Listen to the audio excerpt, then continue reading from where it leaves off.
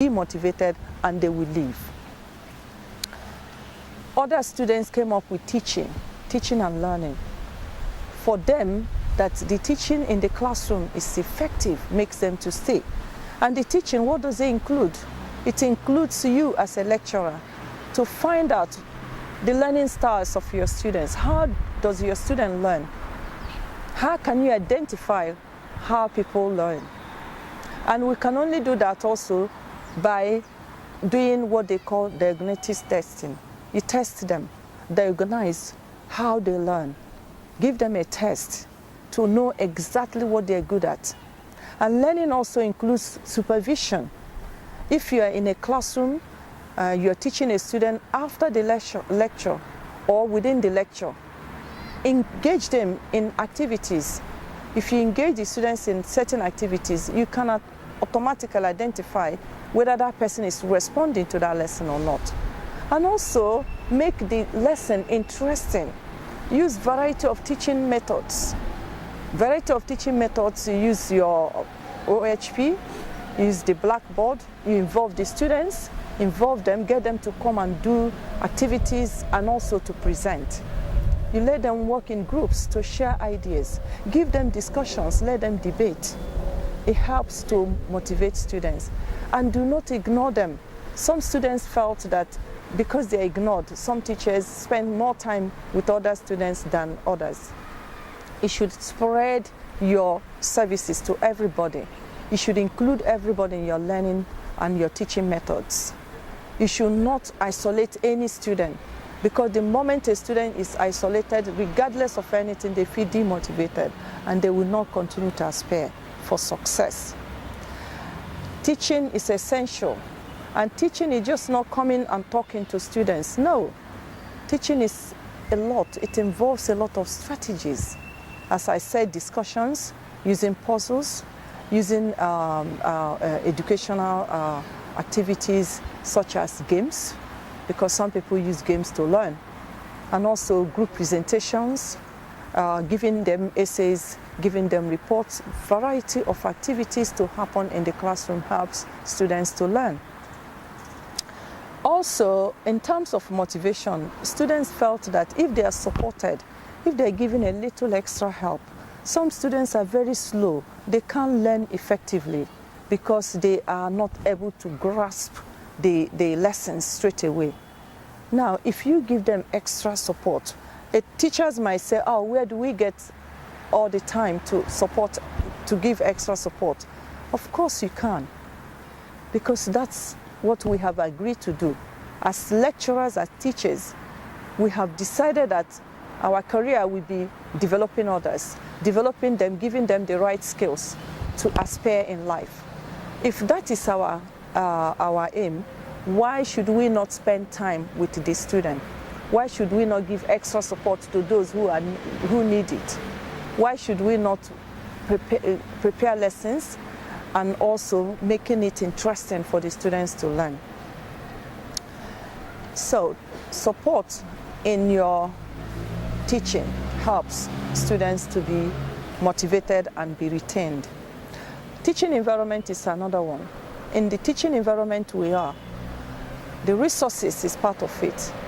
The environment has to be conducive for learning to take place.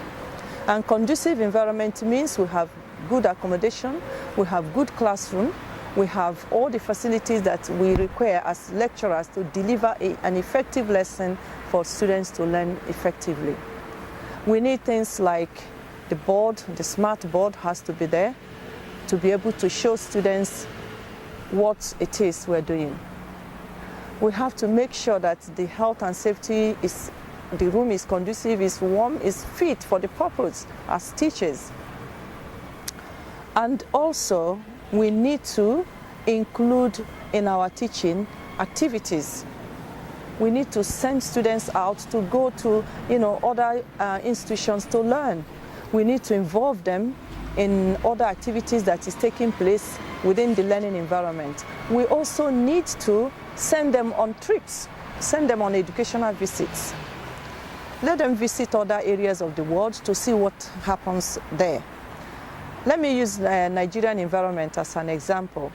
I don't know if this is happening now, whether in the teaching environment, whether you actually include things like educational visits. In United Kingdom, this happens. Students are sent to different places. Sometimes they even send them to countries outside the UK to go and experience, to see what happens in other places, so that when they go there, they can now bring it back to their classroom, and then that helps them to learn. A mother was telling me the other day, she was saying that she was happy that her son was able to go to Italy, and he came back, he was appreciating the facilities they have here in terms of learning. So there are things maybe which he found that he didn't feel, you know, are necessary, and there are things he found that he felt maybe also that we are taking for granted here, and that since then his son has changed, and including that trip was very helpful to him. And I have students who also, you know, come from Nigeria. They come here, they go into a classroom, they are amazed with what they see. If you look for computer, it's there in the classroom sometimes for you to be able to do your work straight away.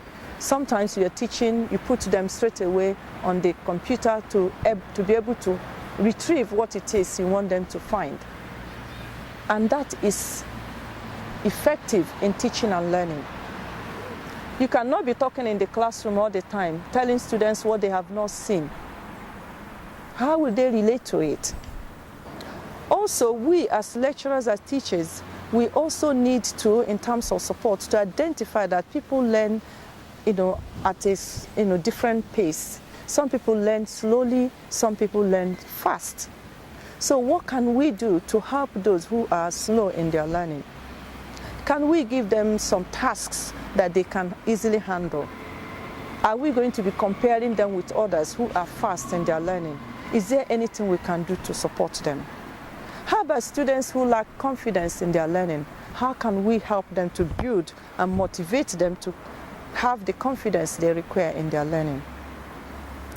I use myself as an example. I always say to every student that you can do it. If I can do it, you can do it. How many of us encourage students by telling them that yes, they can do it? If I say how many of us, the answer may be yes or no, I don't or I do. If you don't, from today, can you please give your students confidence, the confidence they need to learn? Can you say to your students that yes, you can be useful, you can do it? There are some students, they come to me, they say, Miss, I cannot handle this task. I can't do it. This lesson is not for me. This program is not for me. Can you encourage them to leave? No. Of course, try to spend time to encourage them to try more. Find out what is making them not to embrace the learning. Find out what you can do to help them to accept academic environment. Find out what you can do to encourage that student to persevere. I've had a student who came to me in the past. They said, oh, I've just come back to education. I'm so scared. I know I cannot do anything. What did I do? I told them that you can do it. All you need to do is to stay in the classroom. You listen to your teachers. You make friends in the classroom. Make friends with those whom you know you can learn something from. Trust your teachers. Give yourself time, you will make it. And those students I have supported from day in, day out, by going to them, encouraging them, telling them how wonderful they are. Again, in my findings, something like assessment of a program, assessment of students' work, again, it's good, it matters, it encourages, it motivates them.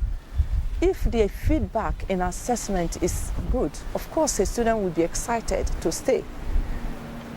A lecturer may say to me now, what do you mean by good feedback? Good feedback is whether a student has performed well or not.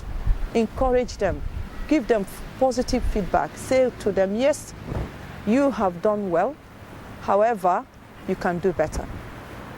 If you are giving a feedback and you say, oh, this is rubbish, you haven't done anything that I require you to do, I don't think you can do this course, how can this person be encouraged to do the program? So positive feedback is essential.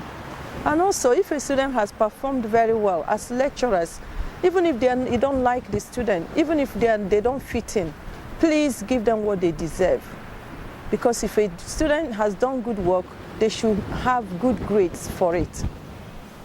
Again, what puts some students off is also, if they have done good work, they're assuming that they will get good grade, and at the end, they can't. Automatically, they are put off and they want to leave. And also, communication is essential. It's part of motivation.